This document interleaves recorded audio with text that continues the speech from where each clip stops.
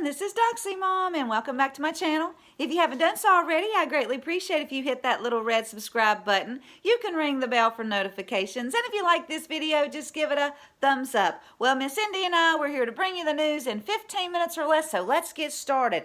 Now guys, first let's start off with some great news, shall we? Apparently, you know, Florida and Georgia, they have both reopened their states, and their numbers of coronavirus cases, well, they're down. Florida's cases are down 14%, and Georgia's cases are down 12%, and they're at their lowest hospitalization rate in a month.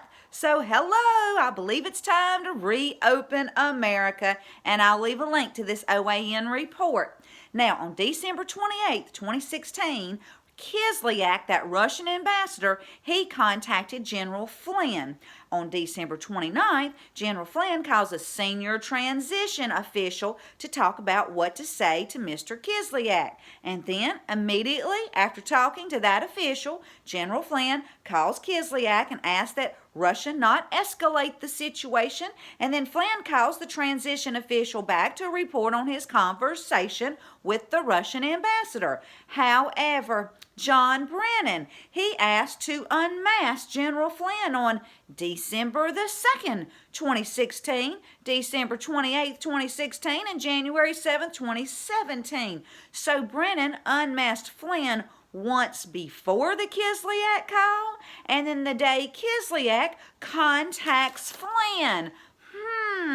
Then U.S. Ambassador to the United Nations, Samantha Power, she made unmasking requests 7 times between November 30th, 2016, after Trump won the election, all the way through January 11th, 2017.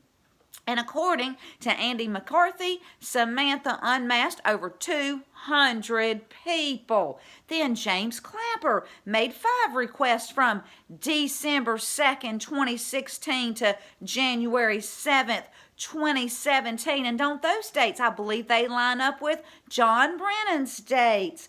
So, James Comey, he made a request on December 15th. 2016, before the Kislyak calls. And Joe Biden, he made a request on January 12th, 2017. And of course, he said he didn't know anything about General Flynn. Of course, he said that. Now, guys, President Trump, he took over on January 20th, 2017. Now, on the infamous January 5th, 2017 meeting at the White House that included Comey, Clapper, Brennan, Rice, Yates, Biden, and Obama, where Susan Rice wrote that email to herself saying everything needs to be done by the book. That's the way Obama wants it. Anyway, on that January 5th, when that meeting took place, is the same day that Obama's then Chief of Staff, Dennis McDonough, made the request to unmask General Flynn. So, who do you think he gave that information to? My guess is Obama, and my guess is they talked about General Flynn along with the insurance policy for, you know, Trump to set him up with colluding with the Russians, all in that meeting, but that's just my guess. Now, guys, Senator Rand Paul, he is doing some great work. He wrote a letter to acting DNI Rick Grinnell, who's also doing great work, inviting him to testify before the Senate Subcommittee on Government Oversight about the unmasking of General Flynn, noting he has questions about what Biden and Obama knew. He said he had questions in regards to Obama's administration abusing its authority, and goes on to say, unlawful unmasking of the U.S. persons should never be swept aside in hopes of being forgotten in time. Can you say boom? Now, I'll leave a link, and you can also see the list of people who did the unmasking on my Twitter page, which I'll also link.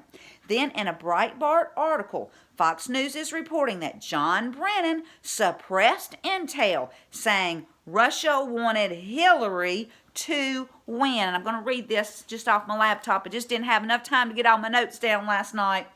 Now, Henry told Tucker Carlson on Tucker's show that the new information would suggest that John Brennan, CIA under Obama, also had intel saying actually Russia wanted Hillary Clinton to win because she was a known quantity. She'd been Secretary of State, and Vladimir Putin's team thought she was more malleable, while candidate Donald Trump was unpredictable. Former National Security Council Chief of Staff Fred Flynn, he made a similar claim in an article on FoxNews.com on April 22nd.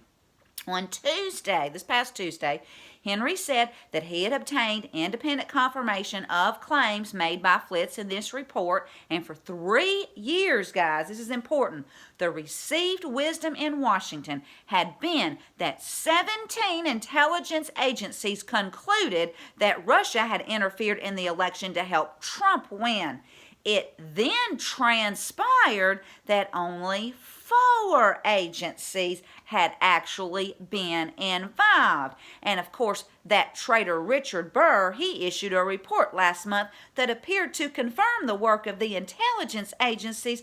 However, that conclusion may soon be contradicted. Now, Breitbart News noted in 2017 the Russians may just as well have preferred Hillary Clinton, who had given Russia everything it wanted while serving as Obama's Secretary of State. From the ill-fated reset to a surrender of U.S. missile defenses in Eastern Europe to the sale of 20% of America's uranium reserves to a Russian company closely tied to the Russian state. This could be a bombshell, Henry told Carlson on Tuesday. Well, it certainly could, and Uranium One, that's one of those 17 scandals that will come out. It's not going away, guys, and I will leave a link.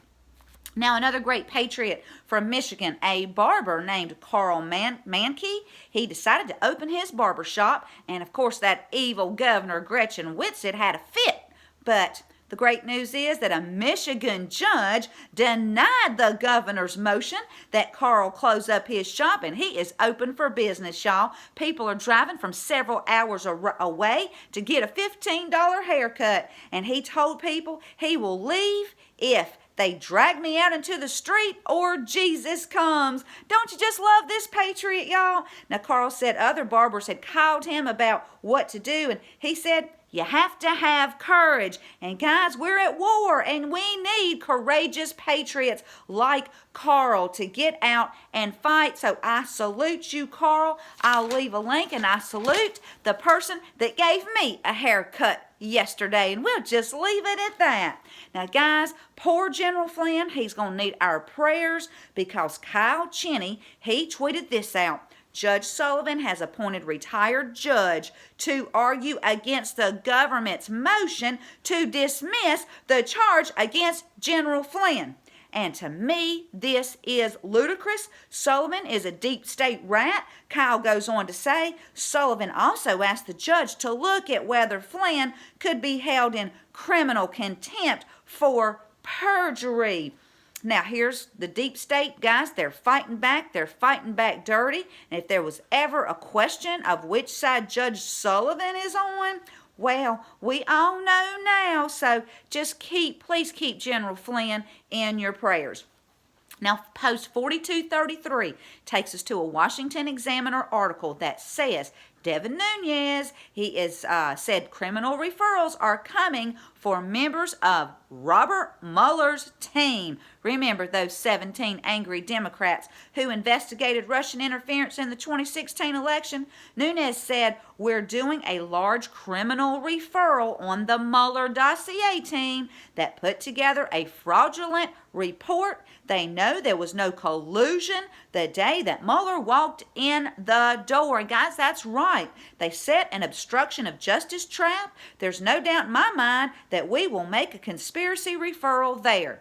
Now, Nunes also called for the lead Justice Department lawyer in the Flynn case to be investigated because that attorney had to know they were working with the falsified 302. And as far as Flynn is concerned, the Justice Department said that after reviewing newly disclosed materials, it agreed with Flynn's attorneys that his interview with the FBI should never have taken place because his conversations with the Russian ambassador were entirely appropriate. Plus, guys, they never read General Flynn his rights, and they told him he didn't need a lawyer. Now, guys, I'm not a lawyer, but even I don't think that's legal. And I'll keep you posted, and I'll leave a link, and I'm going to leave you with Ephesians chapter 4, verses 17 through 24.